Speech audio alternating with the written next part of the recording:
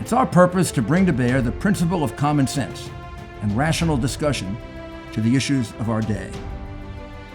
America was created at a time of great turmoil, tremendous disagreements, anger, hatred. There was a book written in 1776 that guided much of the discipline of thinking that brought us to the discovery of our freedoms, of our God-given freedoms. It was Thomas Paine's Common Sense, written in 1776, one of the first American bestsellers, in which Thomas Paine explained by rational principles the reason why these small colonies felt the necessity to separate from the powerful Kingdom of England and the King of England.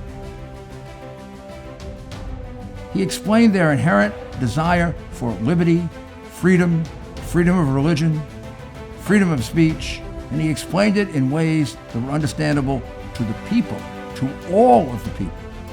A great deal of the reason for America's constant ability to self-improve is because we are able to reason, we're able to talk to each other, we're able to listen to each other, and we're able to analyze. We are able to apply our God-given common sense. So let's do it.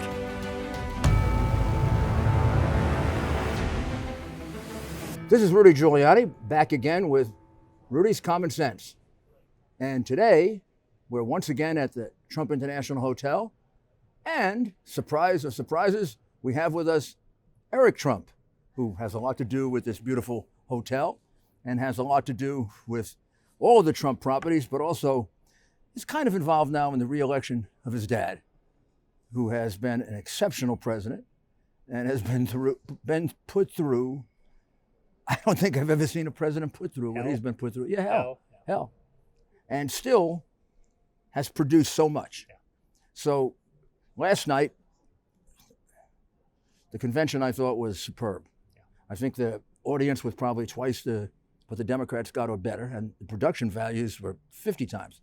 But the sincerity of it was what really struck me. Yeah. Not these canned political things and attacks. So how did that come about? How was that planned? I mean, because you had to change this whole thing had to be changed at the last minute. Well, first of all, theirs was canned.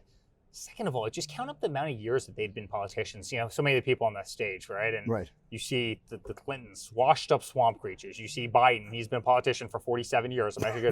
Right? And you see Pelosi, and you see so many of these other people, right? I mean, if you take the years in politics, I mean, they represent everything that America doesn't want. I actually talked about it in my speech, my convention speech, but you have these politicians that literally mock most of the country. Every time they use the term flyover state, I hate it. I think it's the most demeaning, term, but they really believe that people want to see them. America doesn't want to see politicians who've been in office for 50, 60 years. Right. They don't want to, those people are unrelatable. And it's kind of interesting. You look at so many of them. Look at Nancy Pelosi, right? She's been in for 40 years. She's got a $15 million house in, San Francisco, right?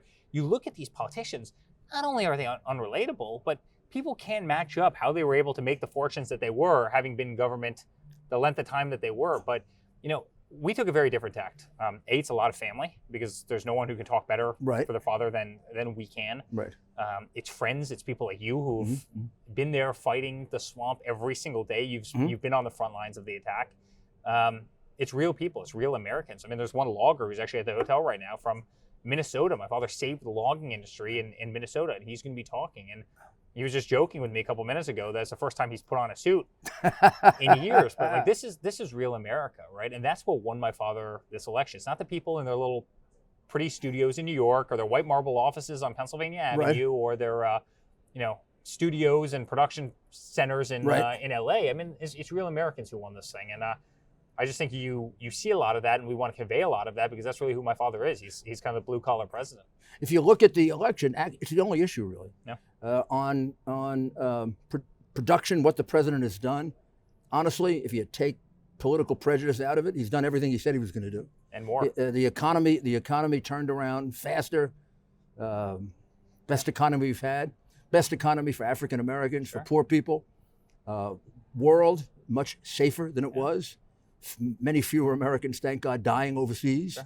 Sure. He's moving toward really regularizing that. Much better control of the situations in South Korea, Iran, every place else. The only issue you ever hear is, sometimes people don't like him. So I thought last night got across the Donald Trump that people don't get to see. And honestly, it's not because of him, because the media doesn't let them see that. Yeah. But you got to remember the media just cuts it off. And I mean, I know him as a person who cares about people, loves people, goes out of his way. Whenever I bring anybody into the Oval Office who wants to take a picture with him, he spends more time with them than he should. Yeah. He gets the staff all upset because he wants to know about them. Sure. I brought a young man with autism in for like a 2-3 minute talk. They were there for 20 minutes. Yeah. Talking about how you can deal with autism. Yeah. The kid is like on cloud 9. And it's exactly what the media will never report. They they don't. And it's interesting. People always talk about that. I wish you just tweeted a little bit less, or I did. And I always say to them, I go, listen, the very thing that certain people might not like, meaning terms that tough, hit him kind of fighter, is actually the very reason he's fixed his country the way it has. Meaning, if you didn't have that personality, if you didn't fight, first of all, they would have gotten him out of office a long time ago, because they would have, he wouldn't have fought for himself, and they would have tried to kick him out, and you saw how they tried to impeach him. But this country needed a fighter. We needed a fighter in America. It's exactly what we needed. We were getting used by China. We were getting killed by Mexico. We were getting ripped off by everyone in the world. Look at NATO. NATO was and still is, but it was absolutely ripping us off. And he he totally, he got them to come around. Look at the European Union. Look at so many other, you needed a fighter to be in there. You needed that kind of bull in a china shop to unseat the swamp. And it's a reason they lash out the way they do. And sometimes I can understand somebody saying, "Listen, it's not my style. You're the guy from New York. You're tough, and you are too. And by the way, I fit that as well, right? This is what we know. It's how we accomplish things. At the same time, that fighting spirit is exactly what this country needed. I don't think we'd be here anymore. It's what you need with China. It's what you need with Mexico. It's exactly what Biden didn't have, right? It's when you see these people giving $150 billion to Iran to try and bribe a nation that hates our guts, that doesn't work. You need to be a fighter. Look what he did with North Korea. Mm-hmm. Look at the way he bowed up to them. And guess what? It worked. And now we have better relationship than ever, right? You needed that fighting spirit in the Oval Office. It's something that's been lacking. And it's not just, I hate to say it, it's not just Democrats. It's also past Republicans that didn't. They were not a Rudy Giuliani in New York in the 90s. They just weren't, right? They didn't have that fighting spirit. And so, I think the thing that's made him most successful is also what he gets hit on. And I always find that interesting, because, again, if he wasn't that fighter, this country wouldn't stand a chance. And I think we're in a position now where we need it more than ever. I agree. Given circumstances that have nothing to do with him, or really any American, given what China did. Sure. I mean, it's totally absurd to talk about who's responsible for the Wuhan virus. China is responsible for it, whether they manufactured it on purpose or it was an accident. I tend to think it was an accident. But the minute it was an accident, they completely, either negligently or on purpose, spread it all around the world. And you know what? The world wants China to pay for it. That much I can tell you. America wants China to pay for it. The world wants America to, the world wants China to pay for it. America wants China to pay for it. What they did was horrible. And now you're starting to see these satellite pictures that are being, published as articles about it, where the only ones who don't are the Democrats. Hospital parking lots were full in November and December with more cars than they had ever had in the past, in months, meaning.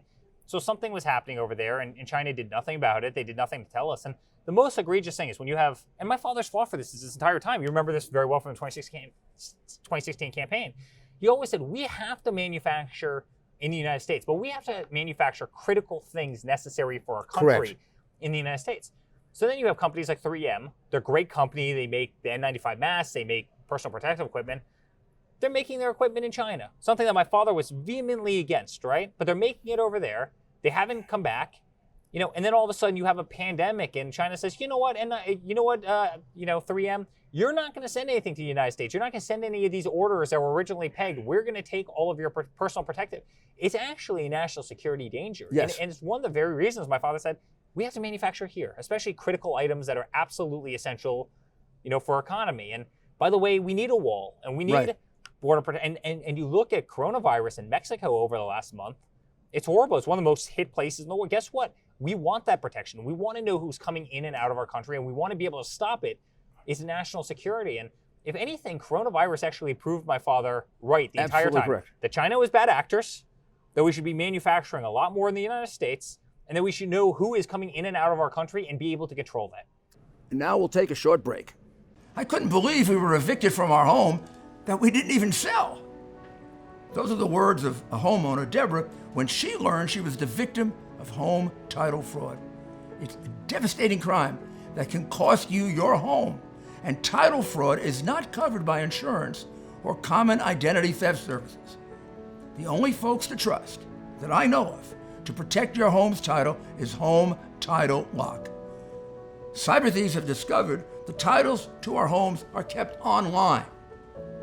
They forge your name on your deed stating you sold your home, and they refile as the new owner. In Deborah's case, she didn't even know she was a victim until the eviction notice arrived in her mail. Home Title Lock protects you and your home by putting a virtual barrier around your home's title. The instant they detect tampering, they mobilize to shut it down. Go online to HometitleLock.com and register your address to see if you're already a victim and don't know it. Then use code RUDY, that's me, and sign up for 30 free days of protection. That's code RUDY at HometitleLock.com. And now we'll continue our interview with Eric Trump. I think it actually revealed that China is much worse than we thought. I agree.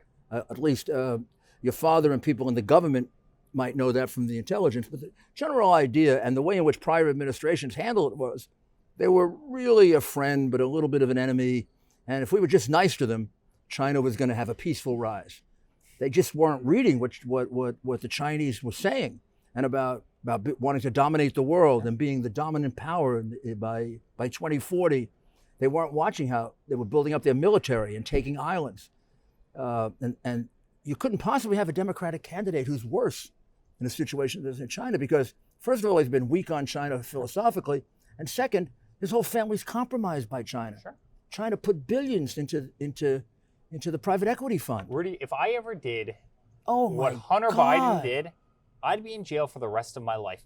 Think about if I flew on Air Force One, or assuming my father was vice president, Air Force Two to China, and ended up coming back, 2 days later with $1.5 billion. Now, he was not a model citizen, right? Hunter Biden was not. I've lived a very, very clean life, and I'm very proud of this. This guy was not exactly a model citizen. He gets kicked out of the Navy, cocaine use, dating. Bankrupt company. Yeah, a lot of things, right? Yeah. I won't get into his personal life, dating, widows. He's not somebody that the Chinese government entrusts $1 billion with to. $1.5 billion. They wouldn't give it to Goldman Sachs. The people on the board of ExxonMobil, one of the largest energy companies in the world, right? Board members get paid about $300,000 a year. And these are like some of the top people in the world, top CEOs and everything else, experts that he was being paid double that to work for a little small energy company natural gas company based in Ukraine. So Hunter Biden's expertise gets him paid twice as much as a board member for ExxonMobil, after again, getting kicked out of the Navy for cocaine use.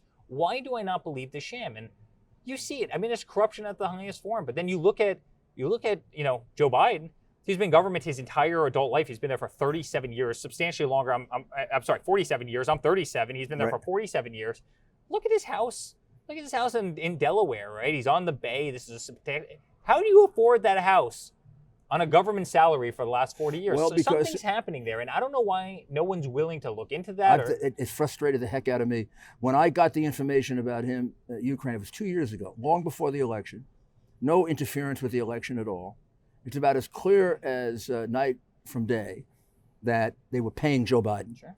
They weren't hiring. This is the crookedest man in Ukraine. And it gave him up to about $12 million altogether. It was to buy Joe Biden. Sure. It wasn't to buy the kid. He didn't want the kid. And it was to buy Joe Biden to fix a case. There's proof of it. And the whole United States Senate was afraid to handle it. Sure. And by the way, and China's laughing. China's laughing and the Ukraine's laughing. You know what? That's the cheapest thing that China's ever spent their money on. Right. Knowing that he had total control over the vice president of the United States. Oh, that's going to cost me a couple bucks. He'll invest it. He'll probably lose a couple dollars on my $1.5 billion that I invest over there. Maybe if we get lucky, we'll recover. That was the cheapest trade that China has ever done. They knew that they had full. And by the way, you see the intelligence coming out now. China would love Joe Biden to win. They would love it. They certainly don't want my father. My father put 25% tariffs on 90% of the Chinese goods. You look at, and we know many of these people. Yes, You look at right. so many of the people. Yeah, I'm not going to make shoes in China anymore. I'm not going to make this product in China anymore. Guess where I'm moving? I'm going to move to Vietnam. I'm going to move to Pakistan. China's lost their entire manufacturing base. Guess why? Because no one wants to be in the crosshairs, meaning private Right. business person who is manufacturing a product there and bringing it to, no one wants to be in the crosshairs of the United States under Donald Trump. Well, you know, and the thing is, when your father is reelected, and he can consistently maintain that for 6 or 7 or 8 months, and China knows there's no other way to go, China will change its behavior. Of course, the they will. Chinese are, whatever they are, they're not stupid. They're very shrewd. If they can't get to a result one way, they're not going to ruin their economy. Yeah. And your father is absolutely right. They're waiting 69 days.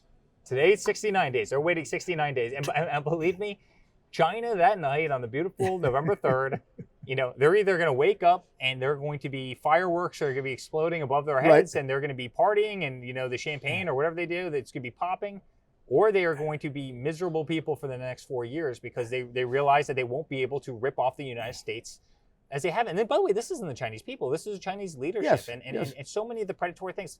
I mean, look at the way they've spied on U.S. companies. Look at the way they've stolen. Similar to the way the Democrats spied on your father. You know, isn't it amazing that we have a one-tier justice system, though, where it only goes one way? It only goes one way. You would think that his statement, Biden's statement, about 8 months ago, that China is not a threat, would be a giveaway that he's bought by China. Of course. There's nobody else in the world. In fact, he said they were wonderful people. There's nobody else in the world that believes that. They're wonderful people. Now they go off and they take all the windmill technology from There's GE no one that and believes that but him. And they rip it off, and they break into companies, and they hack software, and they steal source code, and they do everything else, and they spy on people. And you see the TikToks of the world where they're spying on your kids, and you see them buying up these medical companies so they have medical records of everybody. I mean, this is crazy stuff, let alone the espionage that they commit on. I mean, look at the F-22. Look at our fighter plane, right? The F-22. Look at the Chinese version. Now it's the same plane. They stole the plans, and know, they built this. It's practically the same lines, the same everything. I mean, they steal our technology. They knock it off. They probably don't do it 1/10 as well as we do it, but America subsidizes all of their research and development. I mean, this is what we're dealing with. And make no mistake, their 2035 plan. They want to be the world's currency. They want to be, the world superpower. They want to be the global language. They want to. I mean, everything that they do is literally geared toward that objective. They want to own 5G. At the same time, you look at the priorities of the Democratic Party. Let's impeach Trump. Let's go after him. Let's make up these hoaxes. Let's make up another Ukraine hoax. Let's go after. I mean, if our politicians, and I'm not talking about the president, I'm talking about if our politicians who's been there for 50 years could spend 1/100th of the time focused on being the world superpower that China does. Right. We'd be we'd be even further ahead of them than we are right now. Right, and by the way, had my father not come in, they boosted the economy to levels that it is right now. Remember, my father got in when the Dow was at 17,000. Today it's at 28.3, 28.4. Had you not done that, China would have already surpassed the economy. Absolutely. It's only because my father added trillions of dollars of wealth to the United States, that China is still number two. And if you make it impossible for China to get where it wants to go, which is what your father is doing and will do, the one thing about the Chinese that I can tell you for sure, they'll shift course. They're not, when you said after the election, remember after the election 4 years ago, the Democrats basically had to go to psychiatrists, and they had to get Valium, and they had to go for treatment, and they're still not over it. Chinese will take one day, and they'll say, different world, we got to accommodate. And all of a sudden, you'll see over a period of time that we will be able to make a deal with them, but on our terms. The way we've been able to do it with Mexico, Canada. For some reason, these internationalists are much more interested in making America popular rather than making America respected. Well, Bill Clinton tried that with NAFTA. I mean, a statistic, and I mentioned it all over the 2016 campaign trail, it still baffles my mind to this day, but Bill Clinton signed NAFTA in 2001.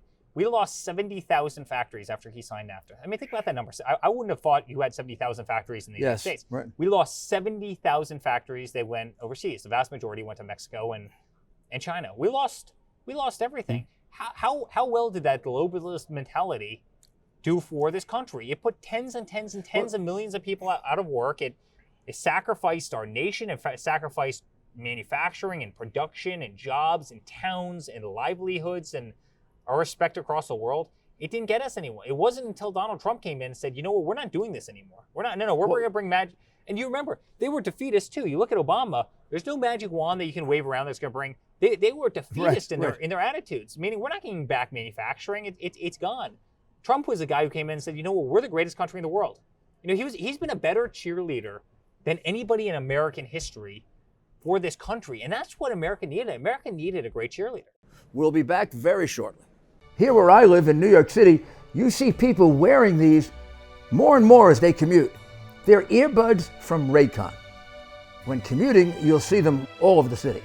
But they're great to wear right now from home on video conference calls, or when you're exercising, or you're watching this video podcast, or if you want to listen to music. You just put them in, hit the music, and I'm listening to Bocelli Conte Partero. You can listen to your favorite music. Raycon earbuds are really comfortable to wear because they connect by Bluetooth seamlessly, and you're not having to untangle all these headphone wires. The first time you listen to your favorite music, whether it's opera or something else, you're going to be amazed at how good the sound comes from this little thing. What Raycon has done is truly amazing. You get 6 hours of playing time between charges. And when you pop them back into the box, it charges efficiently and very, very quickly. And they're not that expensive. You're going to save a lot of money on these. You buy these online by raycon.com/RudyG. That's raycon.com/RudyG. Get them now. You're going to really enjoy them. Thank you. And now we'll continue our interview with Eric Trump. And the difference that he brings is the presidents before him, some good, some bad, basically they were theoreticians, idea people. None of them had ever really run anything, accomplished anything, gotten anything practical done.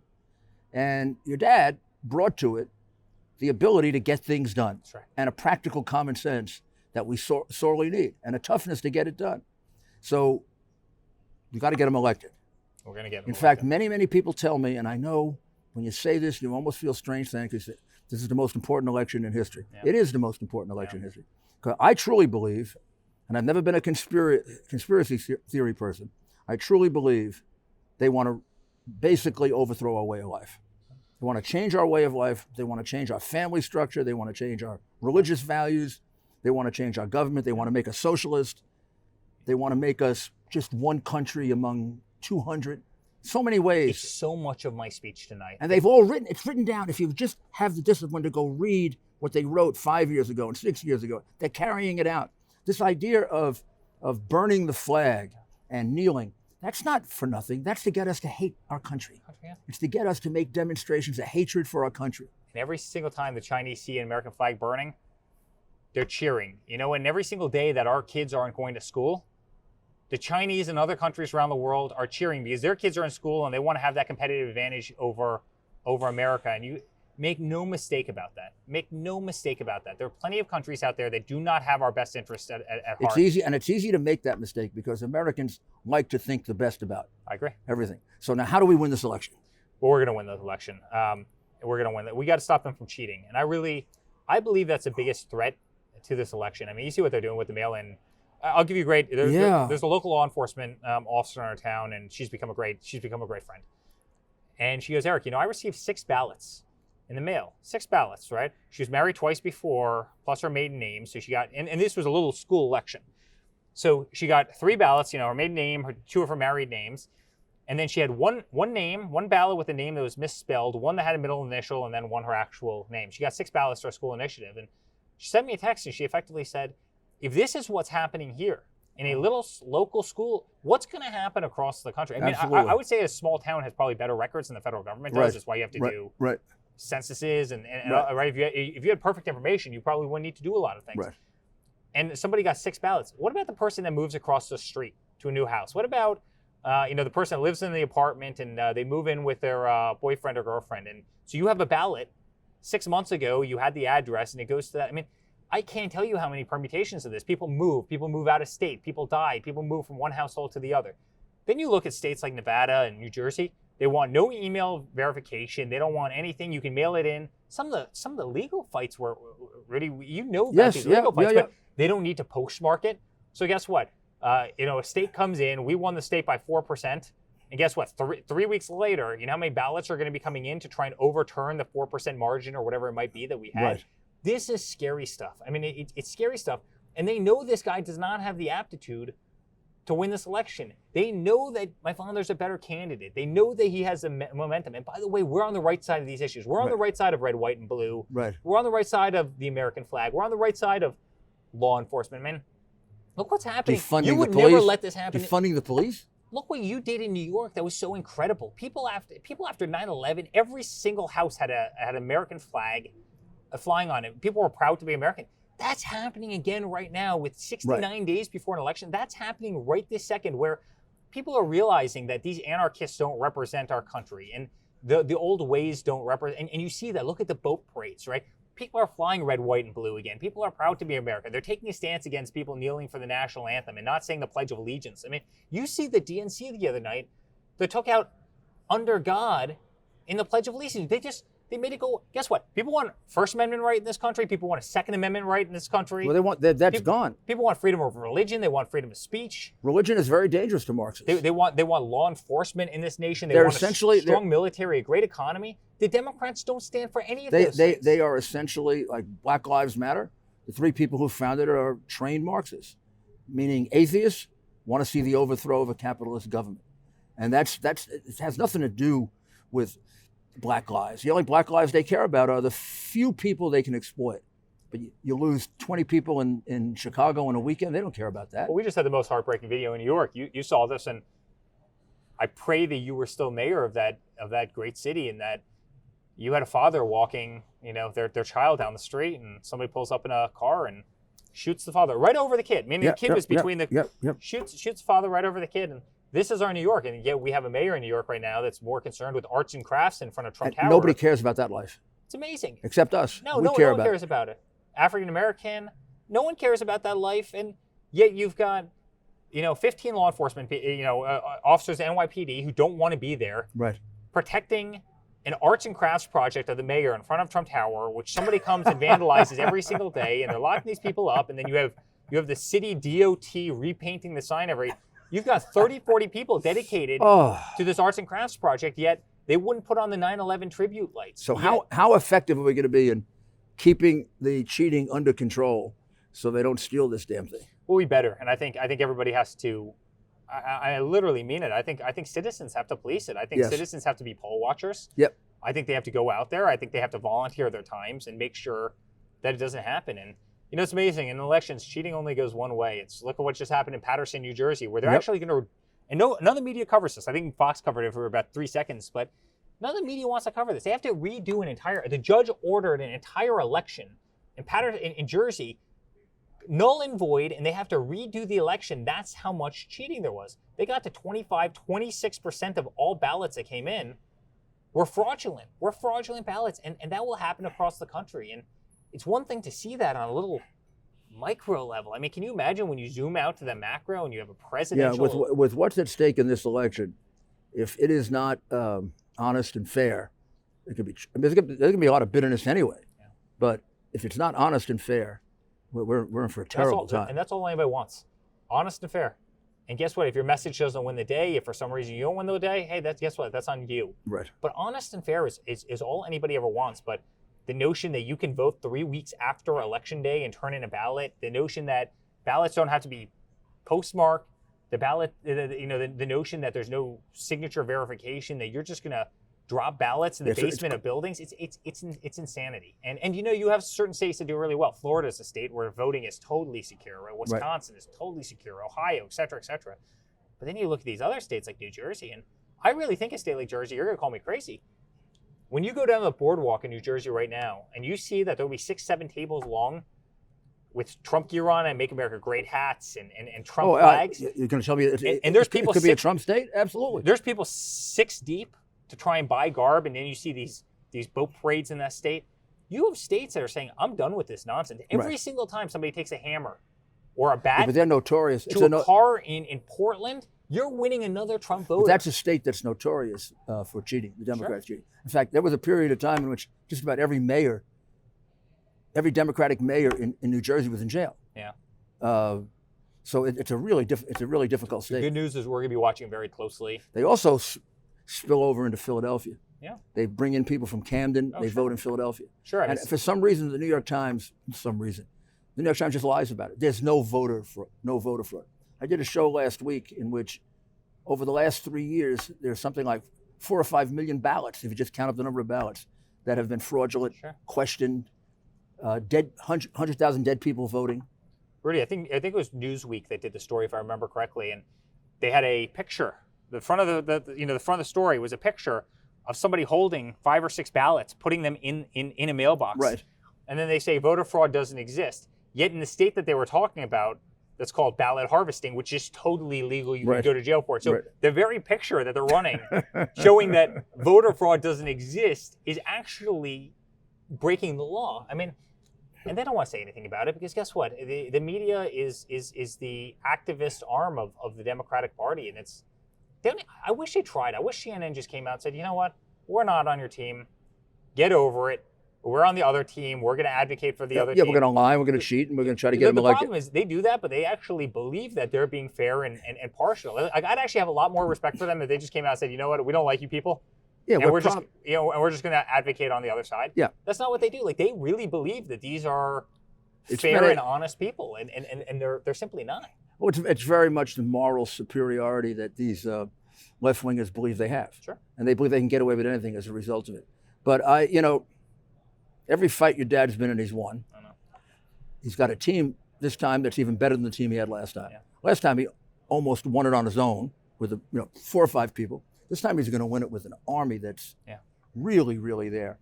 And I think if you want to look at the polls, even more than the people that refuse to say they're going to vote for Donald Trump right now because it's not politically correct, I think what's missing in measuring is the enthusiasm level. Yeah. If the enthusiasm level for Trump is 3 times the enthusiasm level for Biden, then we get the turnout. They don't. It's one thing to tell a pollster at home, I'm going to vote for a guy. Yeah. It's another thing to get off your chair and go vote. We were in Scranton last week. I went with my father. He did a rally in Old Fort, just south of Scranton. And we were driving up to the rally, and you wouldn't believe it. It was 10 people deep, lining both sides. And that's the key to it. Both sides of the road for literally 3 miles, all the way from the airport to effectively where it was unbelievable. You had law enforcement officers mounted, meaning on horses, and they were saluting. They were at full salute. You're driving by fire engines that were literally draping the American flag, meaning the company did this. This isn't set up by the campaign. This is all organic stuff. Draping American flags off the ladders as you drove up. The level of support is unlike anything I've ever seen before. I mean, it really is. And the amount of people that will come out. You always talk about the iceberg, right? And you've got that little sliver above the surface, and that represents kind of the vocal majority, and that's pretty big. We've got a lot of very vocal and passionate supporters. You're one of the greatest. You do look at what's under the water, and I'm telling you, every single day I'm walking to work. People come up. Much greater. My church is praying for you. Yeah. We're thinking about you. We love you. Tell him to never give in, never stop. And that's bigger than 2016. The last 3 months, there's a desperation too. Yeah. He has to win. Yeah. It's almost like he has to win. He has to win. He has to win. Go tell him he has to win. I said he knows he has to win. Trust me. Yeah. Believe me, nobody knows it better than Donald Trump. What the other side stands for. I mean, anti-police, anti-safety, anti-military, anti-everything, social programs that don't work, welfare for illegal immigrants, amnesty for all illegal immigrants. I mean, just read off their list of things that they're okay with. Kneeling for the national anthem. I mean, remember when Obama showed up in China? It's always a memory. I'll never forget this. But he shows up in China, lands Air Force One. The Chinese didn't even roll out a set of stairs for the guy, right? I mean, he came off the emergency. You've been down that emergency exit on Air Force One. They rolled out the emergency exit falls. There wasn't no red carpet, marching bands, no anything. Like that's what the world thought about us. And now look at where we are. The world respects us. Well, that's why I think when he gets reelected, takes a hard line with China that he's been doing. He's eventually going to flip them. Sure. They're certainly not going to flip him. So. And you watch that hard line become a lot harder. I mean it. Listen, I think until it works. Huh? It's until it works. No, totally. And it will work. It has to. They can't keep doing what they've been doing to this country over the years, and it's It's like dealing with a bully. Yeah. You've got to eventually call the bully, and you got it. The last thing is, how does the media run someone that's in the condition that Biden is in and not report? Aren't we entitled? Just forget Republican, Democrat. Given the performance that we see on television, aren't we entitled to something that tells us that this man isn't suffering from a serious illness? Because it sounds that way. He called Arizona a city last week. He called Arizona a city. I mean, Arizona's a pretty damn big state, and it's one that he needs to win. He called Arizona a city. He said he was running for the United States Senate. I mean, if you and I speak tonight, if I mess up one, yeah, I know. I wrote up a word in a 9-minute speech that's 1,800 words long. If I misplace one comma, well, I'll be on Saturday Night Live next week. I'll be on anyway, right? I mean, they'll parody me. If you miss one beat, they'll ridicule you until for the rest of our lives. That's the double standard we have. We got it. Yeah, Biden will call Arizona a city, and they totally let him get away with it. He won't leave his basement. He won't take a real question. Or he's going to get jobs for 720 million women. Yeah, 720 million women, exactly. 150 million. Rudy, remember this. 150 million people died from coronavirus or from gun violence last year. I mean, it's incredible. Here's the good news, and here's what I'm going to tell your audience. We're going to win. We're on the right side of these issues. We're on the right side of religion. We're on the right side of every American issue. We're going to work harder. We do it as a family. You're doing it. We admirable. It's a wonderful thing to see. We love this country. There's probably no politician in United States history who's made a greater sacrifice than my father. Yep. In a lot of ways. The guy's lived the epitome of the American. And the family has made a sacrifice. But, we love this country. This country has given us everything. But before we go, I need to ask you a question. Sure. When are you going to run for mayor of New York again? Rudy, our mayor is the most incompetent person in the history of It would be, he would be, in that sense, he'd be easy to follow. You would fix New York in about 3.5 minutes, all right? Yes, it's so bad. Pull down the taxes, cut the tolls in half, right? Just tell the police to do their job. Tell the police to do their job, which they're incredibly capable at doing. Open restaurants back up. Open Why don't you do it? Back up. It wouldn't be hard. It wouldn't be hard. I'll tell you what. It wouldn't be hard to fix the. We'll talk it over. Are you sure you don't want to? I don't know. We'll talk about it. Just asking for a couple of friends here. Thanks, Mr. Mayor. Eric. Thank you. And thank you. Thank you. And thank the whole family. Thank you. It's a family effort, and the fact that it is makes it really beautiful. Yeah, it is beautiful. And this is another thing they want to break up. Black Lives Matter and these crazy socialists, they want to break up the nuclear family. I agree with that. It's pathetic. Well, I think you can see why Donald Trump's going to win this election, because it isn't just our great president, it's his great family. And that's a wonderful, wonderful thing for the American people to see at a time in which the American family is under some stress and some, doubts by certain people about whether it's still viable. Boy, in this case, you can see the strength of a strong, strong family. God bless the Trump family. God bless America. And we'll be back very shortly. Thank you.